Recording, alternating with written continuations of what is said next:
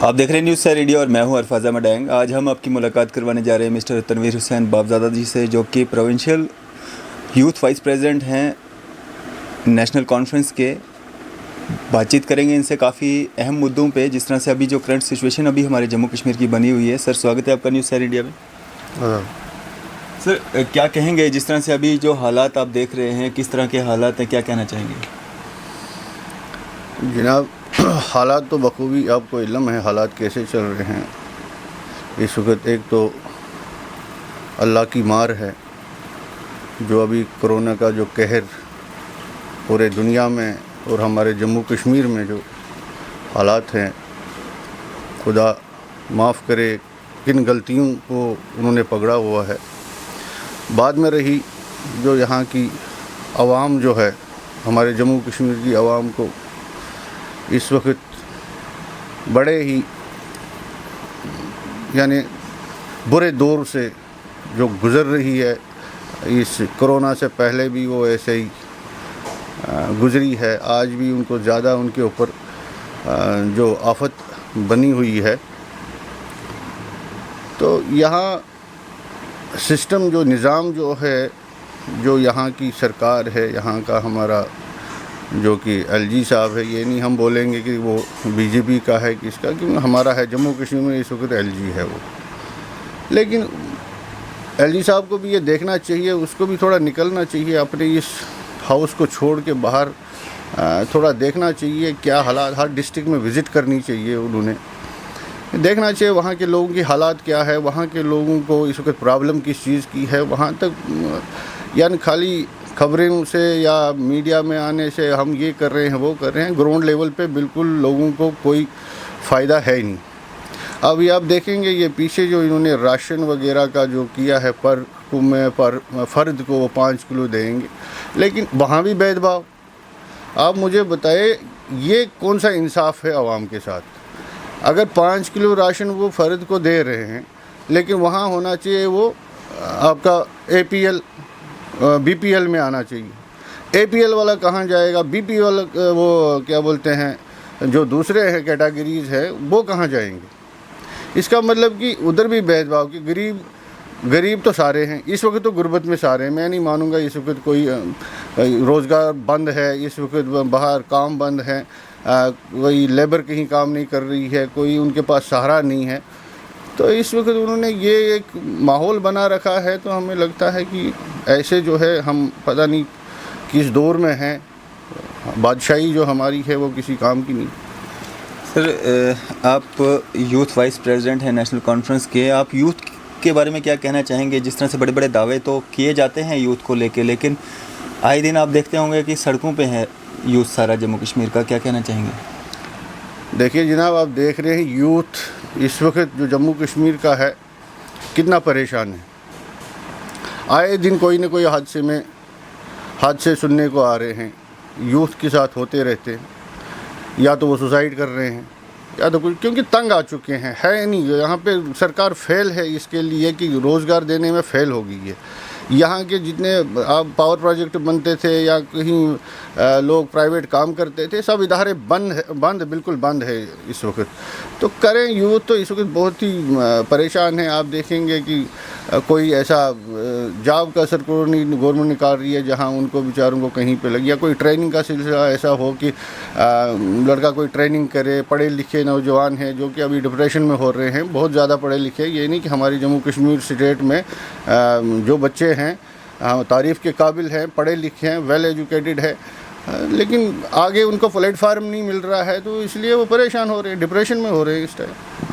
Sir, SRO 202 की अगर हम बात करें, उसमें भी कहीं ना कहीं जो है यूथ अपने आप को ठगा हुआ महसूस कर रहा है। जो एजिटेशन जो है उसने SRO 202 के ख़िलाफ़ किया था, उसमें ये कहा गया कि SRO 202 को रिवोक किया गया है, लेकिन SRO 202 को रिवोक नहीं किया गया। उसमें जो है अमेंडमेंट की गई है। 5 साल का प्रोविज़न था पहले, उसको घटा करके 2 साल किया गया है, और उसमें कंडीशंस भी पहले से ज़्यादा सख्त कर दी गई हैं। देखो, ये सब ड्रामा है। ये हमारे जम्मू कश्मीर लोगों के साथ खिलवाड़ किया जा रहा है, जो सीधी सिंपल सी बात है। इनके लीडर बड़े बड़े धमकियाँ, वो बाकट वो होते हैं ना, वो भड़क मारते हैं। अब पता नहीं वो किस नशा में होके भड़क मारते हैं, लेकिन ग्राउंड लेवल पे अगर भड़क मारते हो हम मानते यार उन्होंने कुछ किया है। वो ऐसी भड़क मारते हैं कि बस जी हम हैं जी, शेर है, इधर आ गया शेर, उधर आ गया शेर, इधर आ गया, सारे शेर बन रहे हैं। लेकिन अब वो शेर क्या काम करता है तो हमें वो नज़र नहीं आता है। कभी कोई दफ़ा बना रहे हैं, कभी कुछ। यार तुम्हें क्या है इसके साथ? आप रोज़गार दो लोगों को, आप काम दो लोगों को। जिन लोगों ने आपको मुंतखब किया है, उन लोगों ने वोट दे के आपको कहीं पे चढ़ाया, नहीं तो कौन जानता आपको। ये एक बैनर होता है जिस बैनर के तहत आदमी की पहचान बनती है। अगर आपके पास बैनर है, आप काम क्यों नहीं कर रहे हो? अगर आपके पास कुछ पावर है, काम क्यों नहीं करना है? इसका क्या मतलब है? मुद्दों पे काम करना, हिंदू मुस्लिम फसाद से काम करना, धार्मिक चीज़ों को बीच में लाना और दुनिया के पास ना, उससे आवाम को फ़ायदा क्या है? उससे आवाम पिस रही है, मर रही है। आप उसको बाहर निकालो, आप उसको ग्राउंड पे लाओ, उसको रोज़गार दो, उसकी खुशहाली से वो जिए। 4 दिन की ज़िंदगी होती है, वो अच्छी तरह उसको जीने दो। सर अगर हम बात करेंगे, जिस तरह से हम पानी की और बिजली की बात करेंगे, पानी जो है हमारे जम्मू कश्मीर में पानी का ज़ख़ीरा है। बिजली की हम बात करेंगे, बिजली जम्मू कश्मीर से जो है बाहर जाती है, बाहर की स्टेट्स में बेची जाती है, और यहीं आम जनता के लिए जो है बिजली को प्राइवेट किया जा रहा है। पानी की अगर हम बात करेंगे, पानी के बिल जो पिछले साल तक जो 900 रुपये आते थे, अब वो बढ़ा करके 2400 रुपये कर दिए गए हैं। तो ये भी कहीं ना कहीं जो है ये दबाव जो है आम जनता पे पड़ने वाला है। जनाब, मैंने आपको पहले अर्ज़ किया, ये सारा प्रोपागेंडा जो है पब्लिक को हिरासमेंट कर रही है ये सरकार को। मुझे ये बताओ कि ग्राउंड में कोई फ़ायदे वाली चीज़ दिखाओ, हमें दिखाओ, हम भी देखें। मैं भी एक यूथ हूँ, मैं भी देखता हूँ ना, मैं भी चलता हूँ। मेरा भी शौक़ है कि मेरे जो नौजवान भाई है वो कहीं पे मैं देखूँ उनको, वो कुछ काम कर रहे हैं। दिन ब दिन वो उस हालात उनकी इतनी बदतर से बदतर होती जा रही है। तो ऐसे सरकार को शर्म आनी चाहिए कि हम अगर को लोगों के लिए हैं तो लोगों के लिए ला क्या रहे हैं, उनके लिए हम कौन सी चीज़ नहीं ला रहे हैं ताकि वो उसका जो बेनिफिट है आवाम तक पहुँचे। ये नहीं, ये आप देखो ना, कितनी शर्म की बात है। ये इसमें भेदभाव बनाया, राशन ये हमने कभी नहीं देखा, न किया, हमारी सरकारों ने नहीं किया। जब देते थे सबको मिलता था। ये देखो, ये इनका है कि जो गरीब से गरीब होगा उसको मिलेगा 5 की। यार जो उससे थोड़ा सा ऊपर होगा वो कहाँ जाएगा? बिल्कुल, उसने कहाँ से लेना है? वो बेचारा है इस कोरोना की मार से वो भी पिसा हुआ है। अगर आप दान दे रहे हो, ये तो दान दे रहे हैं ना, ये तो एक किस्म का दान, ये घर से नहीं, ये तो फंड्स जो आती है उसका वो दान आगे देते हैं। चलो जी इतने 1000 करोड़ आ गया जी, चावल राशन वो ये दे दो जी लोगों को। लेकिन वहाँ भी भेदभाव, वहाँ भी मिली भगत से काम चल रहा है। तो हमें ये समझ नहीं आती है कैसे चला रहे हैं और कैसे दुनिया को कहाँ ले जा रहे हैं। ये तो हमें कोई समझ नहीं आती है। सर अगर बात करें हम, जिस तरह से जब जम्मू कश्मीर स्टेट से यूटी में तब्दील किया गया था तो बड़े बड़े दावे किए गए थे डेवलपमेंट के। क्या डेवलपमेंट कहीं दिखती है आपको? जनाब, आप फिर वही सवाल करेंगे। मुझे ये बताइए, यूटी क्या होती है? यूटी एक छोटा कस्बा होता है, बिल्कुल छोटा। हमारा जम्मू कश्मीर तो स्टेट थी, ये तो एक स्टेट है। तो स्टेट से यूटी बनते हुए मैंने भी पढ़ा है, ये तो कभी दिखा नहीं है। पॉपुलेशन बढ़ती है तो आप स्टेट बनाओगे, आपकी कॉन्स्टिट्यूंसी बढ़ गई, आपकी स्टेट बढ़ गई, आपकी स्टेट ज़्यादा ग्रो कर रही है। आप स्टेट को तोड़ ताड़ के मरोड़ के इधर से फिर उसको एक यूटी बना, यानी आपने एक डिस्ट्रिक्ट बना दिया। सीधी सिंपल सी बात है, हमारे जो जितने डिस्ट्रिक्ट है आपने एक डिस्ट्रिक्ट बना दिया है आप।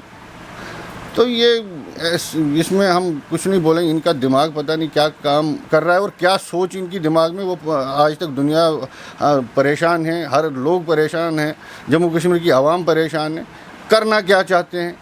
बड़े बड़े दावे इनके लीडर दे रहे हैं, बड़े बड़े बड़के मार रहे हैं, बड़ा बड़ा अफलातून, ये हो गया, उधर से ये पहाड़ उधर में लग गया, इधर से इधर आ जाएगा, उधर से उधर हो जाएगा। लेकिन जाता तो ना हमने देखा, वो पहाड़ उधर ही खड़ा है। कभी इधर से सूरज निकलेगा तो वो बेचारा अपनी जगह से निकल रहा है, वो उधर निकल नहीं रहा। लोगों का ध्यान भटकाने के लिए इनके लीडर जो है बड़के मारते हैं, कभी टिप्पणियाँ करेंगे। कोई भी बोलेगा, मैं बताऊंगा, क्यों बोलना हक है सबका। ये नहीं कि हम बोलते हैं वो क्यों बोल रहे हैं, डेमोक्रेसी है, बोलने का हक है। लेकिन बोलो ना, वो बोलो जो आप कर रहे हो, वो बोलो, वो जो दिखेगा हमें, हमारी आंखें दिखेंगी आपने कुछ किया है। यार हम खुश हैं, काम करो, लेकिन आप काम करना आता नहीं है, एक्सपीरियंस है नहीं, बड़कें बड़ी बड़ी मारनी है, चलता कुछ नहीं है।